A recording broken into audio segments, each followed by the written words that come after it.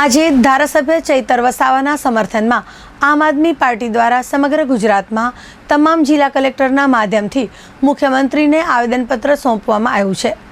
મોટી સંખ્યામાં પદાધિકારીઓ અને કાર્યકરોએ કલેક્ટરના માધ્યમથી મુખ્યમંત્રીને આવેદનપત્ર સોંપ્યું હતું। આ કાર્યક્રમમાં આમ આદમી પાર્ટીના પ્રદેશના નેતાઓ, હોદ્દેદારો, સ્થાનિક પદાધિકારીઓ સહિત ખૂબ જ મોટી સંખ્યામાં કાર્યકર્તાઓ ઉપસ્થિત રહ્યા હતા। ધારાસભ્ય ચૈતર વસાવા પર અનેક ખોટા કેસો કરવામાં આવ્યા છે અને એમને જેલમાં પણ મોકલવામાં આવ્યા છે, પરંતુ તેઓ ક્યારે પણ સરકારની આવી ષડયંત્રકારી રાજનીતિથી ડરીને પીછેહટ કરતા નથી। તેઓ હંમેશા લોકો માટે અવાજ ઉઠાવે છે તેવું આમ આદમી પાર્ટીના આગેવાનોએ આજે જિલ્લા કલેક્ટરને પાઠવવામાં આવેલ આવેદનપત્રમાં જણાવ્યું હતું।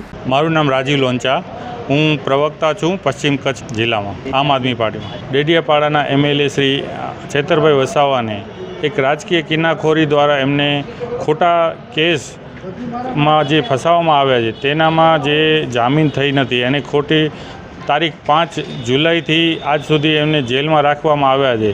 એના વિરોધમાં અમે મુખ્યમંત્રી શ્રી ભૂપેન્દ્રભાઈને ઉલ્લેખીને પત્ર આપ્યો છે કે આ ખોટી રાજકીય કિનાખોરી છોડો અને પ્રજાના કામ કરતા અમારા એમએલએને જલ્દીથી જલ્દી જેલમાંથી બહાર કાઢો અને એમનું કામ કરવા દો, કારણ કે આમ આદમી પાર્ટી કામની પાર્ટી છે। પ્રજાલક્ષી કામ કરતા એમએલએને આવી રીતે જે જેલમાં નાખે છે એ મનોબળ તોડવાની પ્રવૃત્તિ કરી રહી છે ભાજપ સરકાર।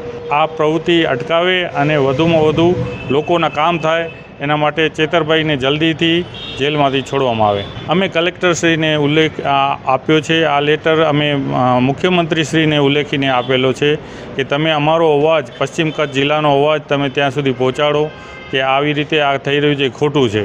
આવી રીતે આખા ગુજરાતમાં એકોએક જિલ્લામાં આ પ્રોગ્રામ થઈ રહ્યો છે। બધા જ કલેક્ટરશ્રીઓને આ ટાઈપના પત્ર આપવામાં આવ્યા છે।